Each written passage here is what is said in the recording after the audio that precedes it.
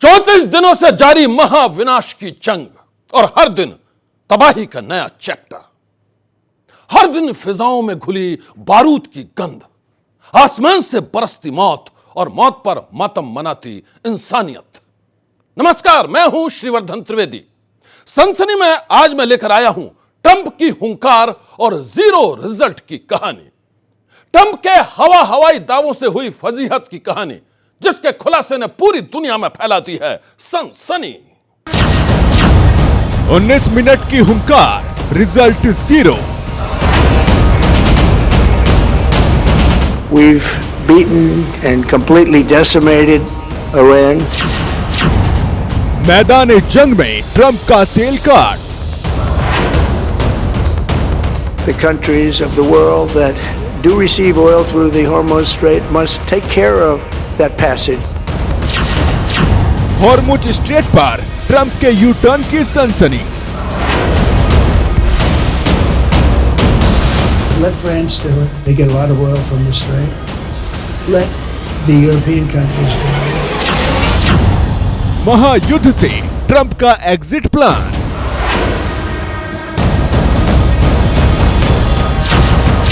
Oil is not well. 19 minute की हुंकार, लेकिन नतीजा जीरो। ट्रंप की उस हुंकार का इंतजार पूरी दुनिया कर रही थी। हर कोई यही सोच रहा था कि ट्रंप जब कैमरे के सामने आएंगे तो कैसे दहाड़ेंगे, वो ईरान के खिलाफ क्या क्या बोलेंगे, ईरान को सबक सिखाने के लिए कौन सा नया प्लान पेश करेंगे। ऐसे तमाम सवालों के जवाब देने के लिए ट्रंप तय वक्त पर कैमरे के सामने आए। वो करीब 19 मिनट तक बोलते रहे, लेकिन उनकी आवाज थकी हुई थी और हौसले पूरी तरह पस्त। करीब 19 मिनट के भाषण में ट्रंप ने ईरान के खिलाफ जंग में जीत के दावे जरूर किए, लेकिन उनका पूरा ध्यान ऑयल यानी तेल के खेल पर टिका रहा। इसलिए ढीले पड़ चुके ट्रंप के तेवर देखकर अब हर कोई यही कह रहा है, oil is not well.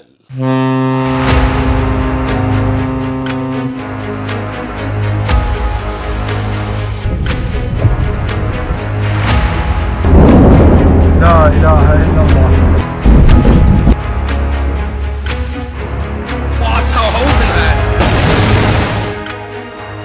Iran और अमेरिका इजराइल की जंग में अब तेल का खेल शुरू हो गया है। ऐसा खतरनाक खेल जिसकी वजह से तेल का संकट पैदा हो सकता है। 34 दिनों से चल रही जंग के कारण तेल का संकट इतना बढ़ चुका है कि आधी से ज्यादा दुनिया तेल की एक एक बूंद के लिए तरस सकती है। पिछले 24 घंटों के दौरान मैदान जंग से मिसाइल अटैक की कई ऐसी तस्वीरें सामने आ चुकी हैं जो तेल संकट के खतरे की गवाही दे रही हैं। ये तस्वीरें तेल के भंडारों पर मिसाइली अटैक की हैं। अमेरिका और इजराइल ने ईरान के तेल भंडारों को निशाना बनाया है। पूर्वोत्तर तेहरान में अगदासी तेल भंडार पर अटैक हुआ। दक्षिण में तेहरान तेल रिफाइनरी को नुकसान पहुंचाया गया। पश्चिम में शाहरान तेल डिपो को धुआं कर दिया गया, जबकि कराज शहर में बने एक तेल डिपो को निशाना बनाया गया। दक्षिण पार्स में गैस क्षेत्र को भी नष्ट कर दिया गया।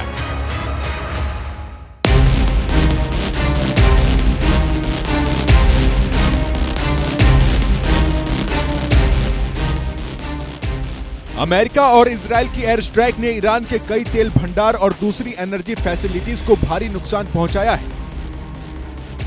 इस तबाही का बदला लेने के लिए ईरान ने भी कई बार प्रचंड प्रहार किया। ईरान ने कुछ घंटे पहले इजराइल की अहम ऑयल फैसिलिटी पर बम बरसाकर सनसनी फैला दी। ईरान ने इजराइल की ऑयल रिफाइनरी पर हमला किया। ईरान के मिसाइल अटैक के बाद ऑयल रिफाइनरी में आग लग गई। रिफाइनरी पर अटैक के बाद कई घंटे तक काले धुएं का गुबार उठता रहा।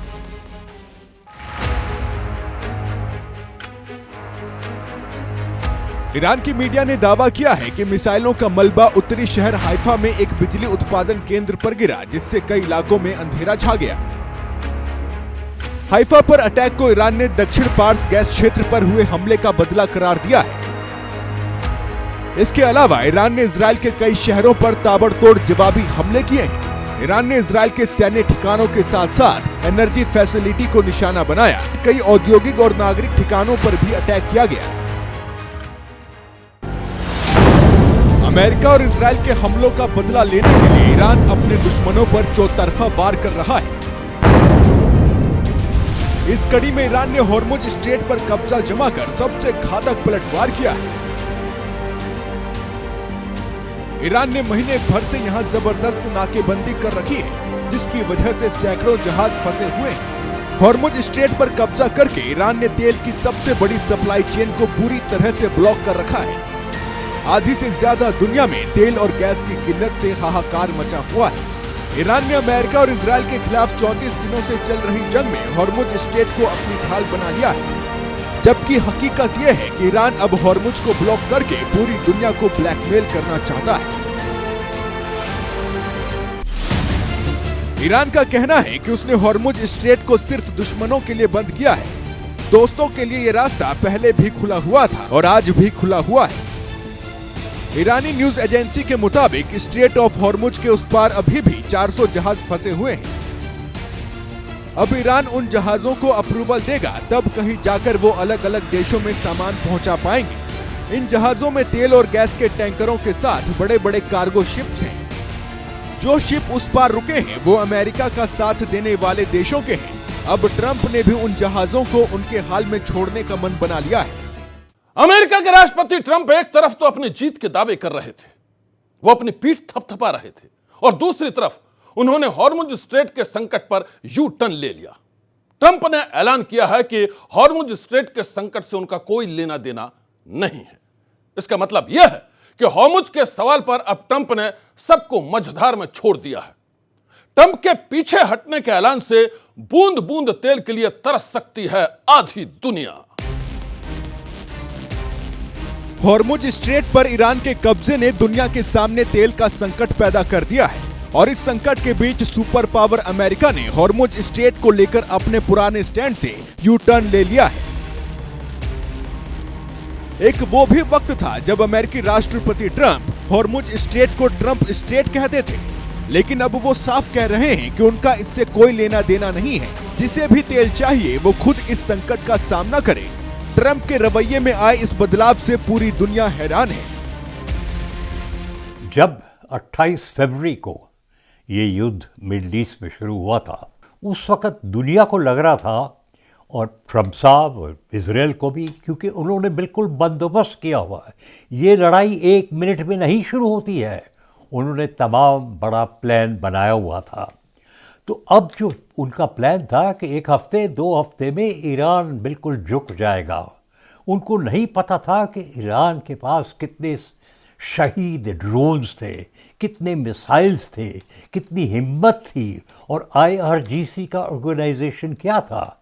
तो बिल्कुल ठीक, जैसे लड़ाई बढ़ती गई, मिडल ईस्ट में अटैक उन्होंने किया, हर एक अमेरिकन बेस पे कोशिश की एयरक्राफ्ट कैरियर डिगो गार्सिया को भी अटैक करे।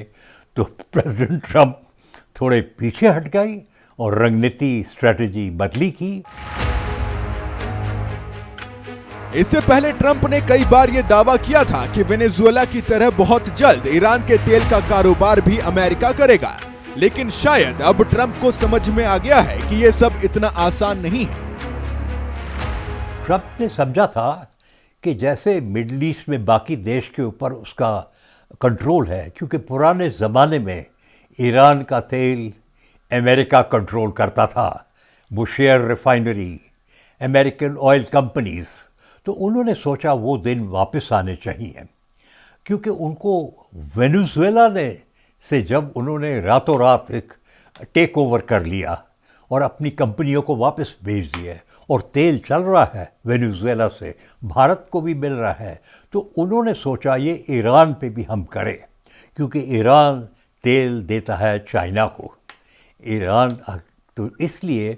लेकिन जैसे 1 महीना हो गया, उनको समझ में आ गया कि ये संभव नहीं है, और उनकी चाल अब थोड़ी कम हो गई है।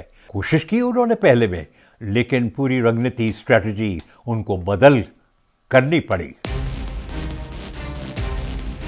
विशेषज्ञों की राय में ईरान के तेल भंडार पर कब्जा करना अमेरिका के लिए आसान नहीं है।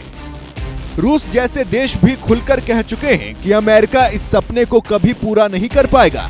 शायद अमेरिकी राष्ट्रपति ट्रंप भी इस हकीकत को समझ चुके हैं, इसीलिए वो टूटे हुए सपने के साथ ईरान छोड़ने का मन बना चुके हैं।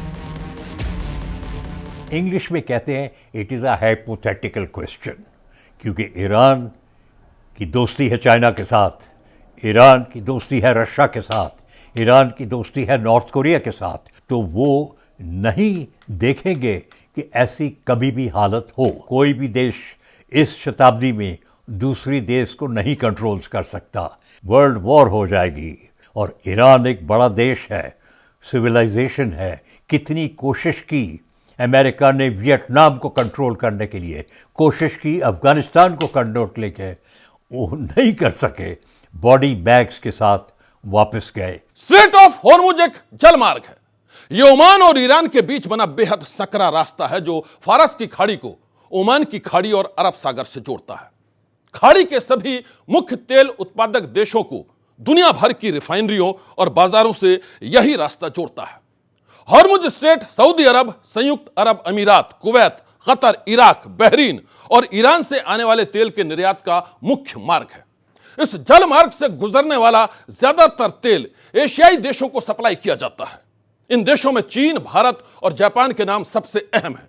पिछले 34 दिनों से चल रही जंग के दौरान हॉर्मुज स्ट्रेट का पूरा कंट्रोल ईरान के हाथ में है। इतना ही नहीं, खाड़ी में मौजूद अमेरिका के सभी दोस्तों पर ईरान पिछले 34 दिनों से कर रहा है बारूद की बरसात।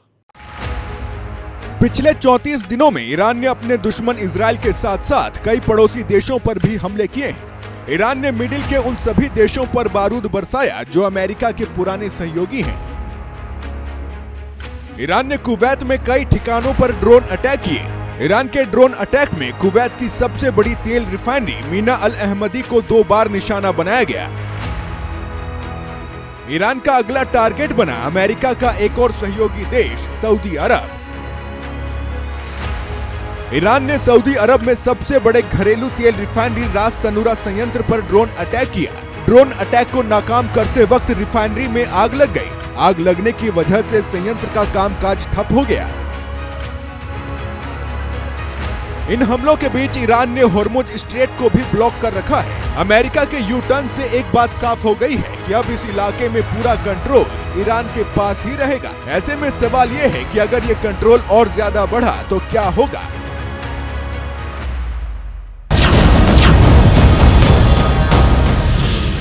मैदान जंग में बारूदी वार और पलटवार का सिलसिला लगातार जारी है। हर रोज महाविनाश के नए नए मंजर सामने आ रहे हैं। चारों तरफ खंडहर और मलबे के ढेर नजर आ रहे हैं। ऐसा लगता है कि अमेरिकी राष्ट्रपति ट्रंप उसी मलबे के ढेर पर खड़े होकर अपनी जीत के दावे कर रहे हैं। साथ ही वो अपने पुराने दोस्तों का मजाक उड़ा रहे हैं, उनके खिलाफ जमकर भड़ास निकाल रहे हैं। अमेरिकी राष्ट्रपति ट्रंप जब कैमरे के सामने हुंकार भर रहे थे तो एक बार फिर उन्होंने अपने दोस्तों पर जमकर भड़ास निकाली। ट्रंप के टारगेट पर वो दोस्त थे जिनके नेताओं ने ईरान के खिलाफ जंग में शामिल होने से साफ इनकार कर दिया। सवाल यह है कि ट्रंप इतने गुस्से में क्यों हैं? वो नाटो को भी भला बुरा क्यों कह रहे हैं? अपने 19 मिनट के संबोधन में अमेरिकी राष्ट्रपति डोनाल्ड ट्रंप खुद की बड़ाई करना नहीं बोले और खुद को महान तक बता दिया। लेकिन इस सब के बीच में हॉर्मुज स्ट्रेट को लेकर उन्होंने नाटो और यूरोपीय देशों पर भी निशाना साधा और साफ कर दिया कि इसकी सुरक्षा खुद उन्हीं देशों को करनी होगी जिनका तेल यहाँ से सप्लाई होता है। दरअसल अमेरिकी राष्ट्रपति डोनाल्ड ट्रंप इन नाटो और यूरोपीय देशों से इसलिए खफा हैं क्योंकि ईरान जंग में इन देशों ने साथ देने से साफ इनकार कर दिया है। लेकिन दरअसल ट्रंप ये भूल जाते हैं कि 1991 का खाड़ी युद्ध हो या फिर सद्दाम हुसैन के खिलाफ जंग या फिर अफगानिस्तान वॉर, यही नाटो देश अमेरिका के साथ कंधे से कंधा मिलाकर साथ खड़े रहे थे। ट्रंप को गुस्सा इस बात का है कि ईरान के खिलाफ जंग में वो अकेले पड़ गए हैं। स्पेन, फ्रांस और यूके जैसे पुराने सहयोगी देश अक्सर अमेरिका के साथ खड़े नजर आते थे, लेकिन अब उन देशों ने किनारा कर रखा है। शायद यही वजह है कि उनके राष्ट्रीय अध्यक्षों पर ट्रंप अब निजी हमले कर रहे हैं। अमेरिकी राष्ट्रपति डोनाल्ड ट्रंप नाटो देशों से इस कदर खफा है कि इन देशों के राष्ट्रीय अध्यक्षों की निजी जिंदगी पर भी कटाक्ष कर रहे हैं। फ्रांस के राष्ट्रपति इमैनुअल मैक्रो की निजी जिंदगी को लेकर तो उन्होंने ऐसी टिप्पणी कर दी कि पूरी दुनिया ही सन्न रह गई। दरअसल ट्रंप इस बात से खफा है कि इन देशों ने यानी कि नाटो और यूरोपीय देशों ने अमेरिका को इस जंग में साथ नहीं दी है। लेकिन इसके साथ साथ वो इस बात से भी खफा है कि इन देशों ने यानी कि फ्रांस हो, ऑस्ट्रिया हो, स्पेन हो या इटली हो, इन्होंने अपने मिलिट्री बेस तक देने से साफ इनकार कर दिया है अमेरिकी फाइटर जेट्स को, जहां से ये फाइटर जेट्स यानी कि लड़ाकू विमान ईरान के खिलाफ उड़ान भर रहे थे या फिर उन्हें रिफ्यूलिंग की जरूरत थी। Oil is not well. महाजंग में मौजूदा हालात को देखकर अब दुनिया यही कह रही है। तो क्या जंग की वजह से जो तेल संकट शुरू हुआ है और गहराने वाला है? महाजंग का 34वां दिन।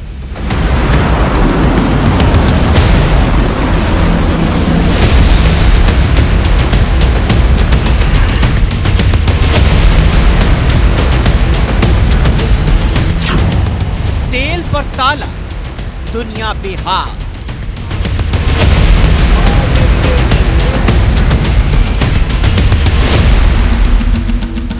अमेरिका की उलझन, ईरान की जिद।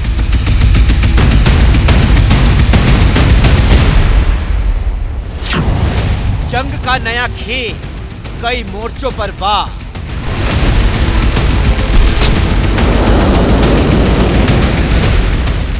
अट्ठाईस फरवरी को शुरू हुई ये जंग अब सिर्फ जंग नहीं रही, ये बन चुकी है दुनिया की सबसे खतरनाक पावर गेम।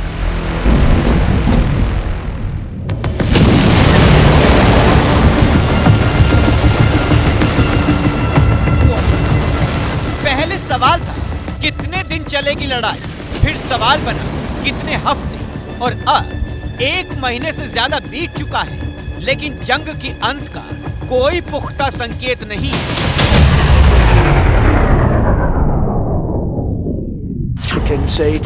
मैं आज रात कह सकता हूं कि हम अमेरिका के सभी सैन्य लक्ष्यों को जल्द ही पूरा करने की राह पर हैं, बहुत जल्द। हम उन्हें पाषाण युग में वापस ले जाएंगे, जहां वो वास्तव में रहने लायक हैं। अगर कुछ वक्त में कोई समझौता नहीं होता है तो हमारी नजर उनके प्रमुख टारगेट्स पर होगी। अगर कोई समझौता नहीं होता है तो हम उनके बिजली प्लांट्स पर एक साथ और बहुत जोरदार हमला करेंगे। अमेरिकी राष्ट्रपति डोनाल्ड ट्रंप ने ऐलान किया है कि अमेरिका 2-3 हफ्तों में जंग से बाहर निकल जाएगा, लेकिन जमीनी हकीकत ये है कि जंग खत्म होने की बजाय और फैलती जा रही है।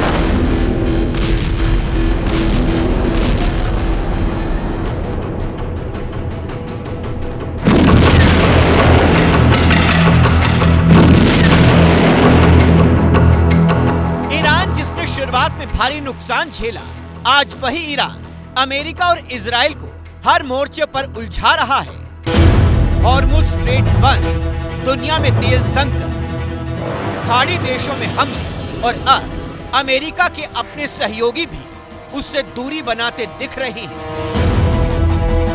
तो क्या ये जंग अब अमेरिका के हाथ से निकल चुकी है? क्या ईरान ने अपनी रणनीति से सुपर पावर को फंसा दिया है? जो सऊदी, यूएई और बाकी खाड़ी के देश हैं, वो भी नहीं चाहते कि अमेरिका जल्दी निकले। वो चाहते हैं कि ये लड़ाई चले और जो अमेरिका ईरान को और कमजोर करे, उसकी न्यूक्लियर फैसिलिटी को बर्बाद कर दे, उसके जो मिसाइल के बनाने का जो फैक्ट्रीज हैं उनको बर्बाद कर दे, और कहीं ना कहीं जो प्रॉक्सीज हैं जो कि ईरान की, उनके ऊपर भी एक प्रकार से काफी ढंग से मार मारे। तो ये सच्चाई है कि ये लड़ाई जो है वाकई एक बड़ी नए मोड पे पहुंची। क्या ये जल्दी खत्म होगी, इसका कहना बड़ा मुश्किल है, क्योंकि ये लड़ाई जो है अब बढ़ती जा रही है और ये तीव्र गति होती जा रही है, और इसका इम्पैक्ट इकोनॉमिक हो गया है। अब ये एसिमेट्रिक वारफेयर है, ये मिलिट्री से मिलिट्री इकोनॉमिक वारफेयर हो गया है। जंग के पहले दिन अमेरिका और इजराइल को लगा था कि ये ऑपरेशन तेज होगा, छोटा होगा और निर्णायक होगा, लेकिन हुआ इसका उल्टा। ईरान ने हार नहीं मानी, बल्कि जंग को एक ऐसे जाल में बदल दिया जिसमें अब अमेरिका खुद फंसता जा रहा है।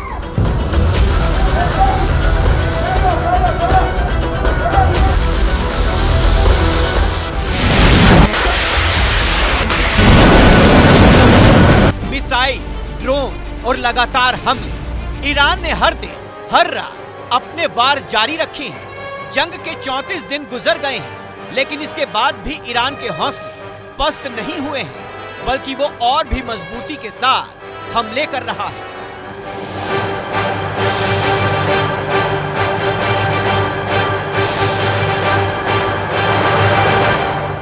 खूनी जंग में ईरान ने अमेरिका और इजराइल को अपना दम दिखा दिया है। अमेरिका पूरी ताकत के बाद भी हॉर्मुज़ स्ट्रेट को खुलवा नहीं पाया है और 34 दिनों की महाजंग में ये एक तरह से उसकी सबसे बड़ी हार है।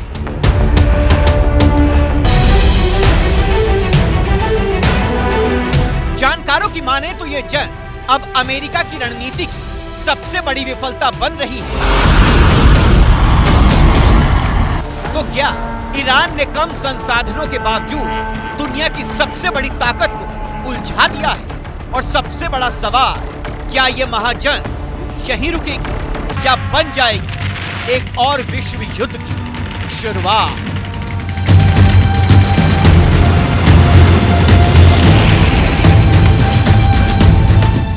चौंतीस दिनों की इस महाजंग से अमेरिका निकलने की बातें कर रहा है, तो क्या यह युद्ध बिना किसी नतीजे के ही खत्म होने वाला है?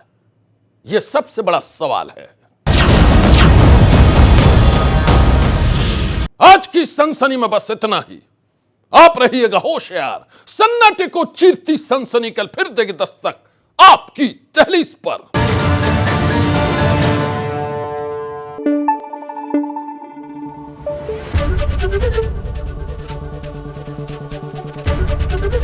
एबीपी न्यूज आपको रखे आगे।